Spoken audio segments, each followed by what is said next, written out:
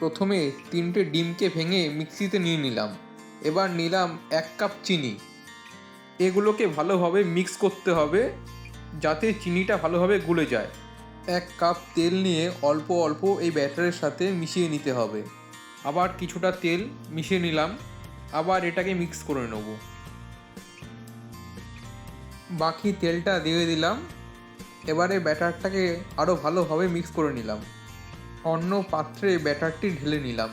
ব্যাটারের মধ্যে দেব 1.5 কাপ ময়দা, দেব 1 চামচ বেকিং পাউডার ও দিলাম 1/2 চামচ বেকিং সোডা, দিয়ে দিলাম 1 চামচ ভ্যানিলা এসেন্স।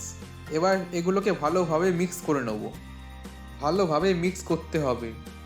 ব্যাটারটি ঘন মনে হলে দিয়ে দেবো পরিমাণ মতো দুধ, দিয়ে ভালোভাবে মিশিয়ে নেব। কেক বানানোর পাত্রে তেল ও পেপার দিয়ে নেব ও দিয়ে দেবো এই ব্যাটারটি। পাত্রটিকে ভালোভাবে নাড়িয়ে নেব যাতে ভিতরের এয়ার বাবলসগুলো বেরিয়ে যায়। গার্নিশ করার জন্য দেব কাজু বাদাম ও কিশমিশ। এয়ার ফ্রায়ারকে 180 ডিগ্রিতে 5 মিনিটের জন্য প্রিহিট করতে হবে। এয়ার ফ্রায়ারের মধ্যে দিয়ে দিলাম কেকের পাত্রটিকে। এবার এটিকে 20 থেকে 25 মিনিট ভালোভাবে বেক করে নিতে হবে। 25 মিনিট পর খুলে দেখলেই কেক তৈরি। টুথপিক বা ছুরি দিয়ে দেখুন, যদি কেক লেগে না থাকে তাহলেই বুঝবেন কেক তৈরি। দেখুন কতটা স্পঞ্জি হয়েছে কেকটা। ভিডিওটি ভালো লাগলে লাইক, কমেন্ট ও সাবস্ক্রাইব করবেন।